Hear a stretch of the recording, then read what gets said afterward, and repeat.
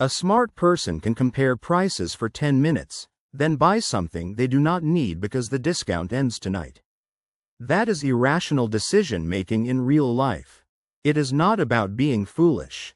It is about how the brain makes choices under emotion, pressure, habit, limited attention, and incomplete information. The strange part is that many bad decisions feel completely reasonable while we are making them. An irrational decision is a choice that does not match your real goal, your best information, or your long-term interest. You may want to save money but overspend. You may want health but avoid exercise. You may know a relationship is damaging but keep returning to it. The decision is not random. It is usually being pulled by a hidden mental shortcut or emotional need. The first mechanic is limited attention. Your brain cannot calculate every possible outcome every time you choose. So it uses shortcuts. These shortcuts are useful when you need quick action, like crossing a busy street.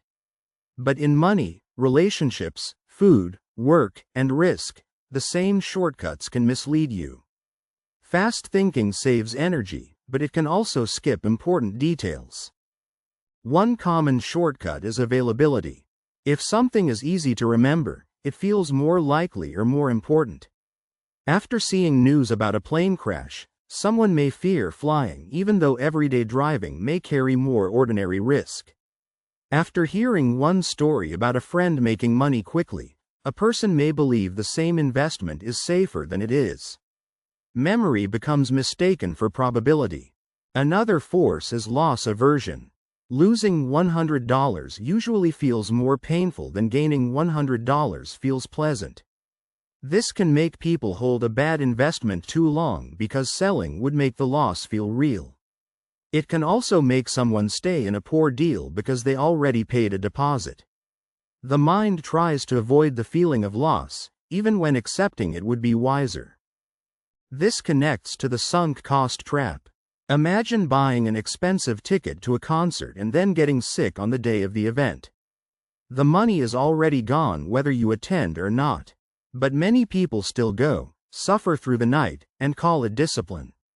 In reality, the past cost is controlling the present decision.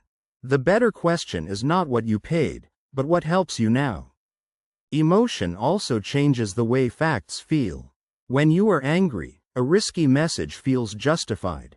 When you are anxious, avoiding a task feels protective. When you are excited, warning signs look less serious. The facts may not change, but the emotional filter changes their meaning. This is why people often make a choice in one mood and regret it in another. A simple example is online shopping after a stressful day. The person may not be thinking, "I want to weaken my savings." They may be thinking, "I deserve something that makes today feel better." The purchase is solving an emotional problem for a few minutes. The irrational part is not the desire for comfort. It is using a financial tool for an emotional wound it cannot actually heal. Social proof is another powerful driver. If many people appear to want something, the brain treats it as safer or more valuable. A crowded restaurant looks better than an empty one. A trending product looks trustworthy. A rising market feels like proof that everyone else knows something. But crowds can be wrong together. Popularity can be information, but it is not always evidence. Then there is confirmation bias. Once you want a choice to be right, you start collecting evidence that supports it. Someone who wants to buy a house may focus on rising neighborhood prices and ignore repair costs. Someone who wants to forgive a partner may remember sweet moments and dismiss repeated disrespect. The mind becomes less like a judge and more like a lawyer defending the preferred answer. Irrational decisions also happen when rewards are close and consequences are far away.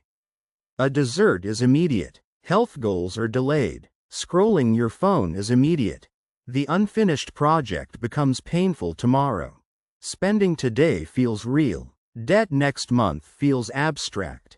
The brain tends to overvalue what is near and undervalue what is distant, especially when tired or tempted. This is called present bias. It explains why people make promises to their future self that their present self keeps breaking. On Sunday night, the plan for Monday morning looks easy. When Monday arrives, the warm bed, phone, and discomfort of starting feel much stronger than the plan. The future self is logical. The present self is negotiating with comfort.